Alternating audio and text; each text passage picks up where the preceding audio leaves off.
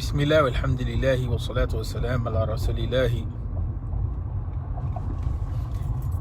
Yesterday, I began this reflection, and I had actually got to the point of making 2 installments, and is in part because of my own personal schedule, whatever. But I ended up deleting them, and I wanted to attempt to make a cohesive, short, and brief analysis that's to the point. One thing is that we have an understanding of Iman that can be defined as speech and action, or what we confess to and what we do, or our belief, what we say and what we do. There's a number of different ways of going about this.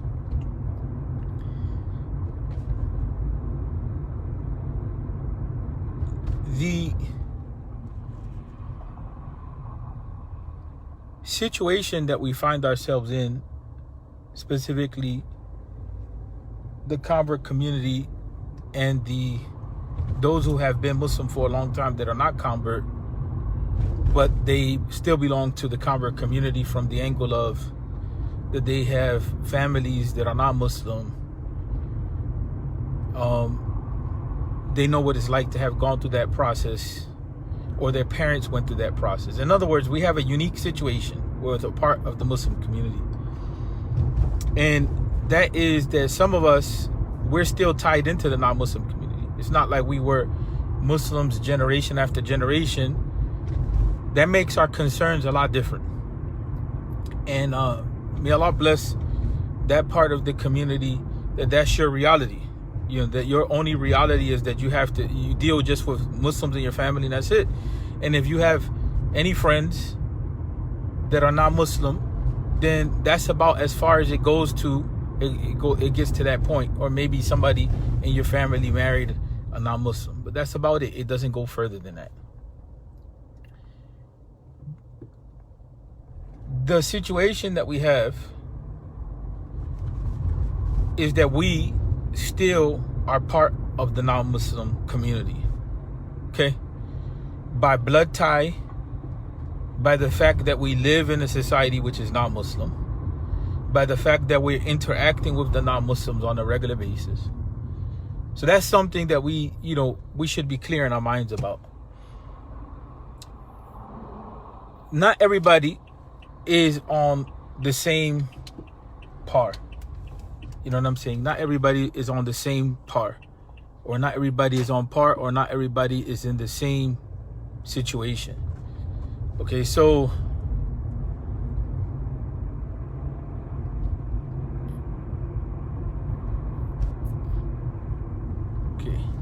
I'll reach my destination, so now I can relax a little bit. So not everybody's in the same situation. Okay? A lot of us, the way that we have worked out our Islam is we've learned how to destroy whatever foundations were there. Whatever good was there, a lot of us destroyed it. And it took about 20, 30 years, for some people 40, 50 years, to work out the understanding that how they were committed to practicing Islam was destructive to themselves and those people that were around them. And part of that was the enthusiasm and the commitment to try to, engage in some sort of self-transformation process. So we have a plethora of experiences, especially the Black community has a plethora of experiences on what's functional, what's not functional. And so it's not logical, it's not right Islamically, and it's not, more specifically, keeping in human dignity for us to continuously make the same types of mistakes which will cause the destruction or the further destruction of our communities. Just because someone comes into your community with religious language doesn't mean that that person is not an enemy to your community. I'll give you an example. I remember in Philadelphia, I was walking down the street, and I was actually pretty stressed out. During that time I was a university student, and I was studying to be a priest. And this was years back. And so I was walking down the street, and this guy comes up, and I was actually visiting my family in the inner city. And a guy tries to pull me to the side and says, "Do you know so?" So I just kept walking. So on my way back, I went down pretty far down, and I came back. So I had the opportunity to come back. I had walked past him. He was on the corner. On my way back, I realized the guy was trying to rob people. So he had a gun out, and he was robbing some guys that were from that spot, that area, that corner. I know the neighborhood pretty well. And another car comes and pulls up on the scene. And so the guy comes out and says, one of the guys comes out of the car, like, "What's going on here?" So on and so forth. So the guy that's doing the robbing comes out and says, he saw that the one that came out of the car had a kufi on. He says, "Your boys disrespected my religion, this, that, all this garbage talk." So the Muslim brother, he looks at his own boys that are not Muslim. He said, "Why you disrespect my religion, this, that?" So after about 2-3 minutes, the guy who was doing the robbing hemped all of them up. He had about 7 guys lined up with a gun, was robbing them. About 5 minutes later, somebody informed somebody else, "Your boys are getting robbed." The AK came out, blah, blah, blah, blah. And so they shot the guy that was doing the robbing. The cops came, they did their reports, the people taking the ambulance and all that type of stuff. And so that was a scenario in which someone came, they used religion. That's a worst case scenario type of situation. And it could have meant the killing of people. It would definitely was justifying, being used to justify robbery, and creating violence in the community. Some people come in, and this has happened, throughout the years. They come into the community, they talk the religious hocus pocus stuff, and then all of a sudden they have the community on some sort of cult orientation. And that happened before, years back, with some of the Sufi groups that came in. Other people have come into the community, and they have made the community align on certain issues, and it has led to their destruction of internal fights in communities, and so on and so forth. And so as long as, if religion by itself, the religious talk by itself, is not sufficient for building up a community.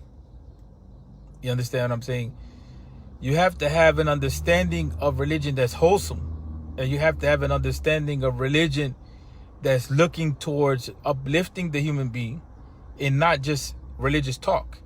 We've seen historically where people come in, they do religious talk, and they have created cults, and they have convinced people that killing other people, is legit. You know what I'm saying? And so when you look at historically, cults operate like that. They convince their followers of certain things. So it's like Islam is not into the business of destruction of people and communities. That's why that's one of the reasons why slander is not allowable in Islam.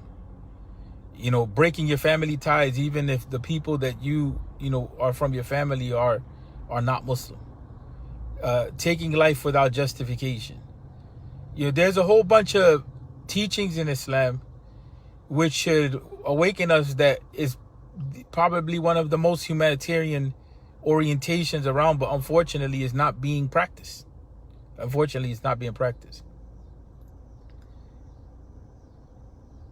The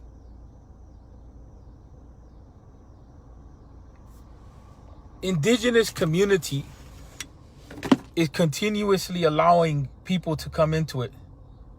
And the reason why I said only Black and Latino is because the European Americans, they're going to align with some other group. They haven't come to a point where they have identified themselves, within like European American Muslims. And that's not our problem. You understand what I'm saying? Because we encourage that. And they're our brothers. You know what I'm saying? But at the same time, some of them have come into our communities and some of them are in our communities. They're trying to redefine who we are. And some imams have this problem, and I've confronted them on this issue. Don't try to tell us what our lineage is. Don't try to tell us about our history. And don't try to tell us how to deal with our people. I don't care if you have a PhD in Islamic studies, a master's degree in Islamic studies. I don't care who your mashaykh are. You understand what I'm saying? And that's very, and this is directed very personally, to the people who have this. It's not a personal issue. It's a community issue. Because when you start to teach like that, it's like one of the brothers, the Somali brothers, he reached out to me. He said, he's the one, he said, Sheikh, he said, if the Black and the Latino community let somebody come in and do that, that's their fault. He said, we're not doing that. The Somalis are not doing that. You know what I'm saying? We're not going to allow people to come in and destroy our community, our tribe, or this or that. And so, that's right. That's right. If that's 100% right. If you accept leadership to come into your community, especially if they're not from your own community, you're not from your own tribe. You understand what I'm saying? If you allow them to come in to your community, it doesn't matter what type of degree that they have, and they're violating your relationship with your grandparents, with your parents, and you have not understood at a basic level that Islam mandates family relationships, that's your fault. But to make that a religious teaching and say that our loyalty is only to this particular group, and it happens to be, like, let's say the Salafi dawah, because this is coming out of the Salafi dawah in part right now. You know what I'm saying? If that's what they're telling you, and their loyalty is solely to that, you understand what I'm saying? The reality is, that's a cult type of mentality. Because what they're doing is they're trying to cut off your ties to your family, to your community. But you're obligated by Islam to enjoin family relationships. Right? That's important. That's important to understand.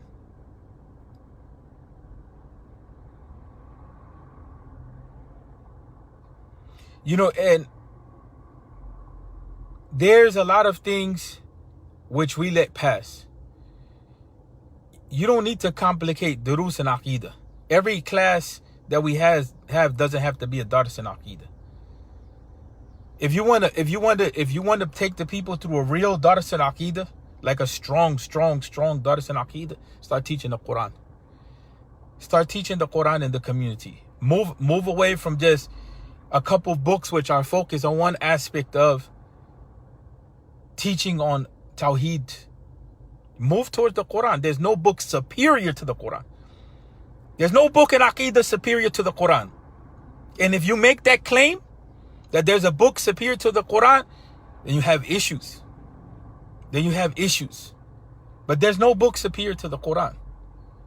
If you understood how to teach the Quran properly, then there would be no issue at the end of the day. But because the Quran is not being taught in our communities, the methodology of the Quran is not being taught in our communities, the relationship of the Sunnah to the Quran is not being taught in our communities, then we don't know how to build community.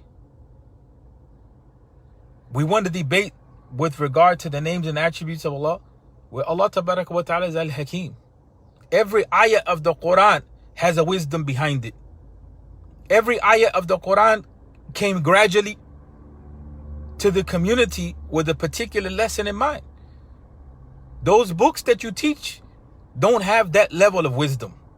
And I'm not knocking books. What I'm saying is like we're lacking the wisdom of the Quran. If we want to talk about the methodology of the Salaf and so on and so forth.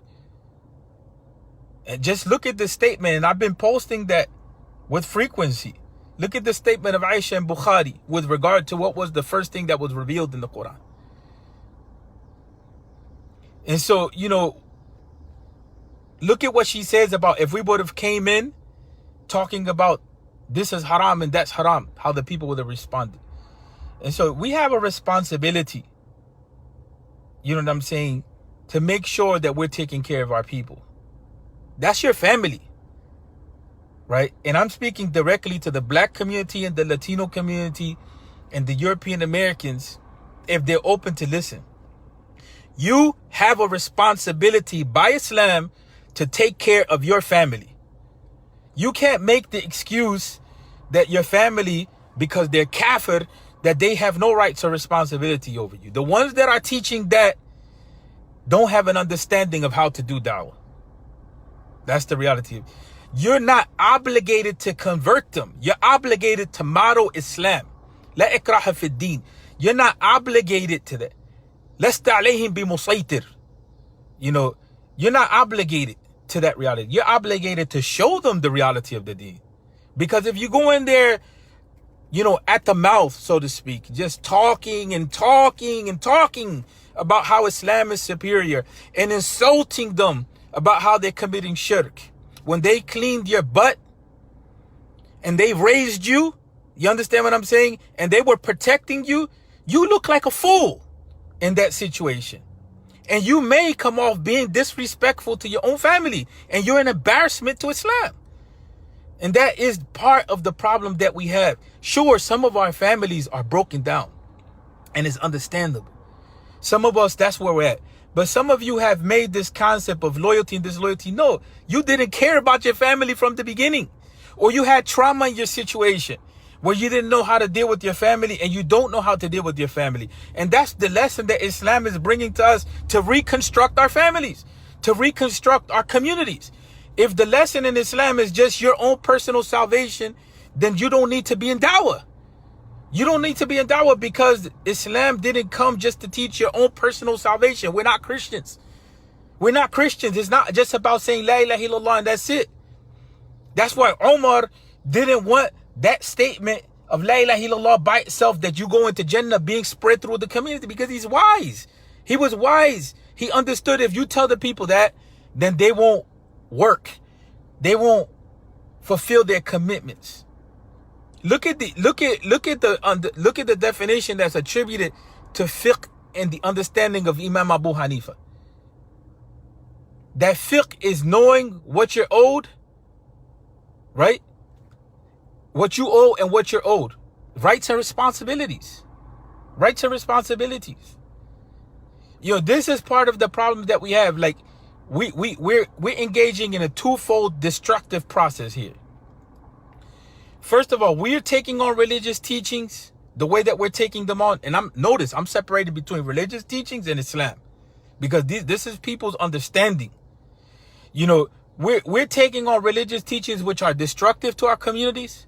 And then we have Muslims in corner stores, even in their organizations, right, with a mentality that's destructive to our community. So we have destroyed the last 40 years of work that went into trying to help the community. Those who claim that they're on the sunnah, from both the convert and the immigrant community. And nobody wants to talk about that reality. It's not an issue about blaming people. It's an issue about understanding where we're responsible. And I can bring you on an interview, person after person, elder after elder. If I bring you one of our elders who has cried bullet tears because he destroyed his relationship with his family, with his community, right? And so these lessons are not just, just talking out of the thin air just for the sake of talking. Life experiences that we said, that's why we said, if we look in the community, we're going to have tons of life experiences. And we mentioned the Black community is having a large amount of it, even in the Latino community. That example that I gave you from the Puerto Rican community. And so we continuously allow this stuff. It's the community. You have to say, we don't want a cult understanding of Islam. We need a community upliftment program or community upliftment approach. We don't need to be bashed day after day with discussions on who has the right aqidah or not. It's sufficient for us to learn the fundamentals of Surah Al-Ikhlas. That's sufficient. The usul of Iman, the larger task of getting busy and building the community, nobody wants to take that. But everybody wants to sit down and talk about these details in religion and religious understanding. And at the end of the day, what's happening is we're just coming out fighting each other. We're just coming out destroying our relationships. But then at the same time, we don't have any answer to how it is that we're part of the process of destroying the society. We don't have any solutions right now. Not that Islam doesn't have solutions. We don't have any solutions right now for how to deal with the issues. Multiple levels. Look at, for instance, how this COVID-19 thing went. Where are professionals coming out and giving some sort of response to how to deal with this? Where are organizations coming out and giving some sort of responses on how to deal with this stuff? We don't have them. You know what I'm saying? Right now, we're going into a situation of poverty. We don't have any responses. We don't know whether to send our children to school. The Trump administration, half of it is saying, don't use the children as guinea pigs, like Cuomo. He's part of the political administration at the time.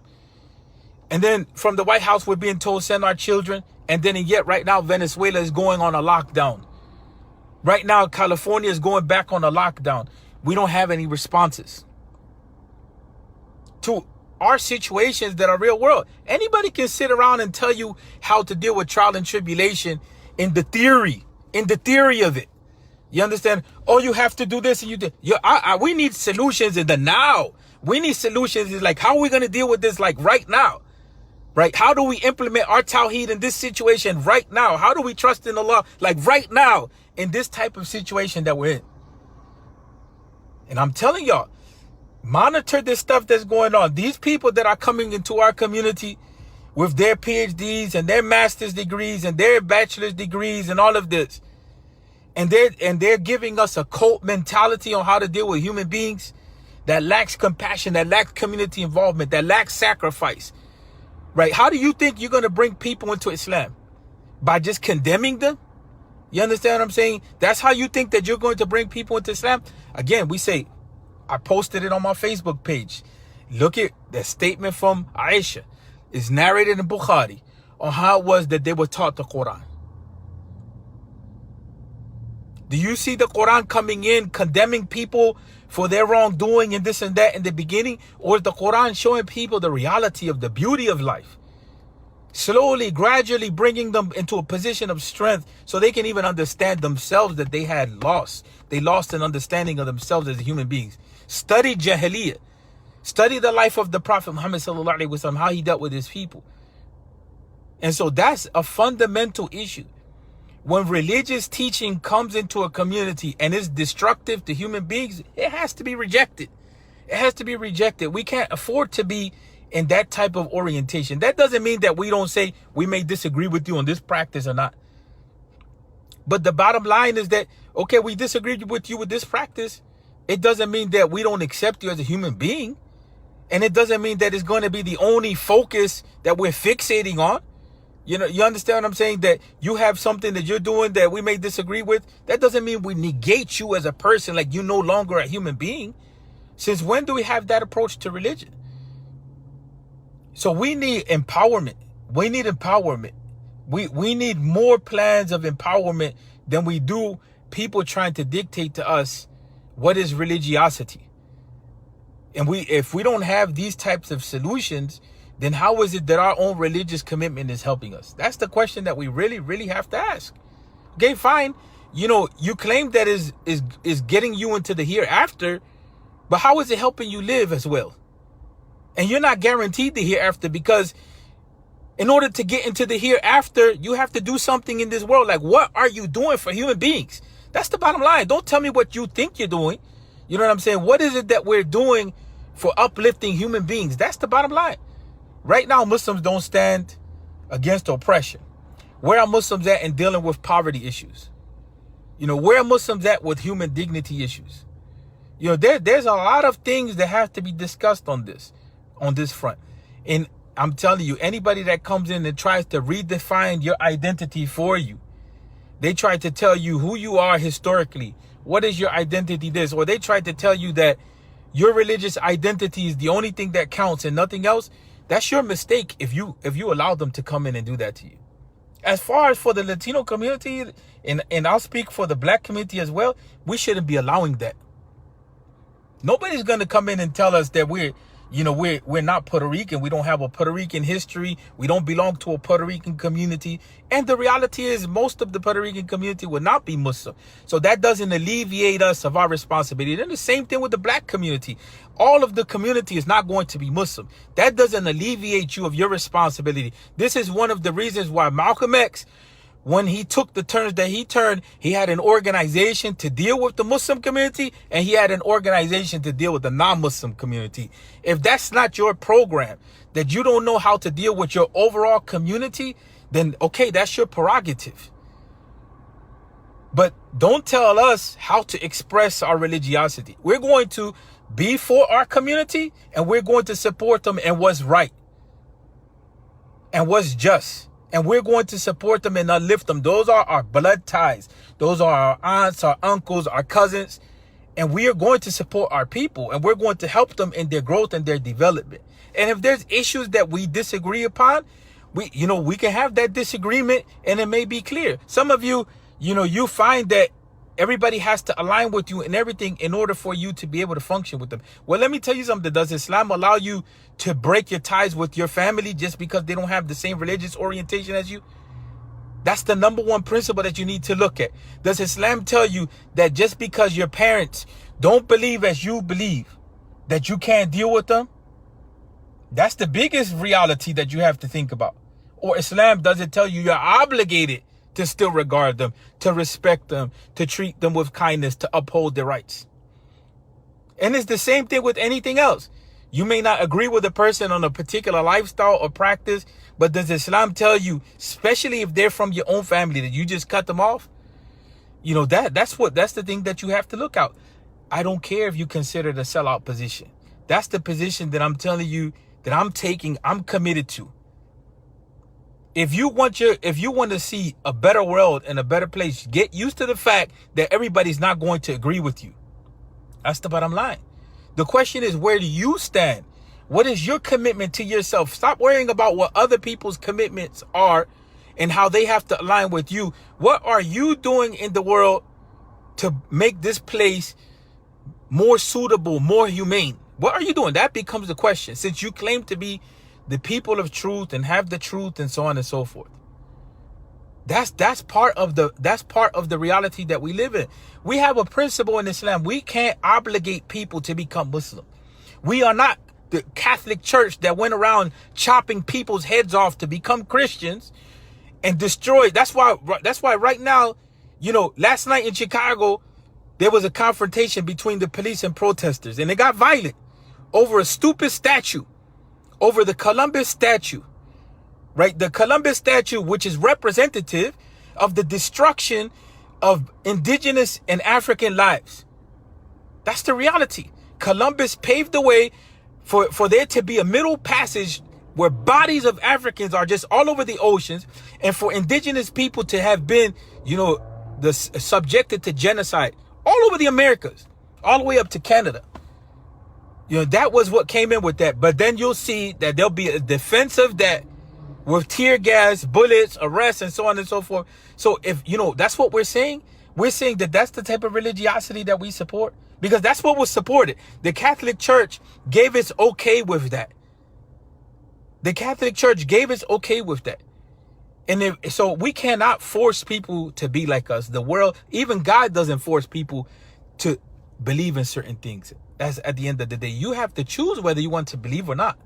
You have to choose of whether you want to commit. Now, there's consequences, but those consequences are dictated at this point in time in the hereafter. We don't have, if we were to have a government with that mindset, we would be the most oppressive government on the face of the earth. If that's the approach that we're taking to life, you know what I'm saying? And it's very, we would have a government which is similar to the Inquisition. And if that's the approach that we're taking to religion. So at the end of the day, we have to respect where people are at. We have to begin where people are at. And we have to realize we're in a time period where dehumanization is a very, very, very real reality. And if you are a religious person and you're contributing to dehumanization, that's a shame on you. If you're contributing to the destruction of your family, that's a shame on you. Your commitment to Islam should be bringing hope and alleviation to your community and to your family. Not just sitting there in judgment that you think you're morally superior. If you think you got it good, then be some sort of example where you're contributing to better other people's lives. And if you need to take a break because there's trauma in your family and drama in your family or in your community, just say that I can't handle that responsibility. But don't sit here with that mentality of saying that we have to come into some cult reality. Yes, if you look at the state of the Latino and the Black community right now in impoverished urban environments, there's a lot of work to be done because the religious communities abandoned that reality. From the civil rights time to right now, they only will appreciate taking community block grants, getting land from the government. They will, get all kind of tax breaks, build 20,000 churches. You understand what I'm saying? On one block. I'm giving you an example of just what goes on in Cleveland, Ohio, on 105th Street, where Malcolm X came to talk. There's like 20 churches on the block. They own most of the land and is a drug-infested environment. And now is being overrun by gentrification. And yet they took all the money from the community. They go out and they live in the suburbs. They don't give anything back. And then they talk about being religious. Get the heck out of here with that type of mentality. You just contributed to the very destruction of your community. It's like an elder said, you can have 20 churches, but you can't build 2 factories to create jobs. And so that's the reality. Religious people need to get themselves together. You understand what I'm saying? You're not standing on the forefront of any justice. You're not standing for the poor. You're not standing for upholding life. You're not really standing for anything except an ideological orientation to religion. And that's why people don't want to deal with religious people at this point in time. It's too judgmental, and it's not enough show and prove. If you want to judge people, let them see how you function without your words and your judging. If you think that you have it going on so much, let them see your example. And then let them decide if they want to be like you, since you think you're so perfect. That's what we need to tell ourselves. If we really honestly committed to religion. But we want to dictate to other people in some sort of totalitarian fashion of how to be and how to function. But then we don't even show the least in humanity. That's problematic. Bottom line, and I'm leaving with this. Don't let people come into your community and destroy your community. Your community needs you right now. Your community needs you to be strong. If you claim you have faith, your community needs you to be strong. Yes, we need people that are not tied into addiction. We need people that, they can move from principle, that they're not interest-based, that they can be self-giving, self-sacrifice. That's what we need. We need all of those religious values that you claim to commit. And we need them in some sort of movement that is there uplifting the community. If you can do that, you'll make a difference in the world with your religion. If you can't do that, you're contributing to part of the problem that we have right now. You're no different than a self-interested politician whose belief is money is everything and God is money. You're no different than anybody else out here. And so this is what we're saying. We need to change. Commit to building your community. Commit to those good deeds that you say are part of your religious belief. Commit to helping the poor. Commit to alleviating the situation of the oppressed. Commit to not judging people and giving them the opportunity to find goodness. That doesn't mean that we don't have a standard of right or wrong. Don't get me wrong. Look at the difference in the hadith of the man who killed 99 men, the prophetic statement. Look at the difference between the religious person in that and the person that was bringing solutions. Go read the hadith. The statement of the prophet is clear and sound. The first one was judgmental and caused that person to continue to be in a self-destructive mode. And the other one was bringing solutions to the table. The other one told him, yeah, nobody can block you in your relationship between you and God. If you did wrong, repent. And guess what? Get out of that corrupt environment that you're in. That environment that's district. Go to an environment of people that will be supportive for your growth. That's where we need to be. You know what I'm saying? Bringing practical solutions to uplift people. But everything else, we had 25 years of that.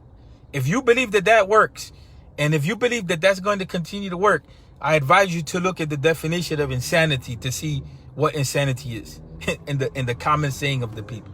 It's trying the same thing over and over again, thinking that you are going to get different results. Don't be from insane people. You understand what I'm saying? This is not the time period to be from insane people. This stuff is serious out here. While people are judging, saying, they're judging with their moral superiority, talking about Black Lives Matters is a hidden agenda in this. They're not the ones that are on the street pushing for people's rights. They're not the ones that are getting tear gas and locked up. And that is just a basic expression of democratic rights. They're not the ones that are fighting for your protection. You understand what I'm saying? That's the bottom line.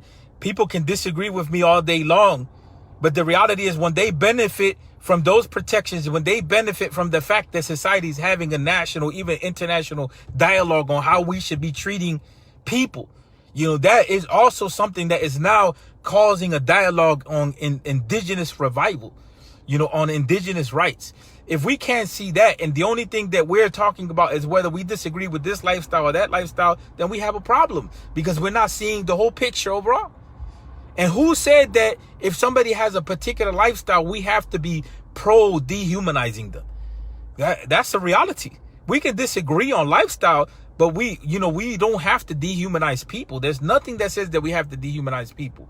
We can say, yeah, we don't agree with a particular lifestyle. That's it. And that's where we go. But at the end of the day, and I said it to you before, some of you are hypocritical. I'll say it to you this way very clearly. Some of you are extremely hypocritical because you have certain people in your family, you know what I'm saying, that in religious terms, you claim to be against them in the public forum, but you know very damn well they're part of your family. And so if they're part of your family, then how are you going to deal with them? And it's not an issue that, you're compromising on your so-called religious values. It's the issue of how is it that you're going to uphold your religious values as far as how you're treating your own family members. And I have to talk like that because it's very real. I'm ending on that note. Keep along people that are destructive to your community and see where you get with that. You should be the first ones that are against that stuff. You should be the first ones that uphold, the community development. How many years are you going to go? How many decades are you going to go where your religious orientation is not providing any solution to your life?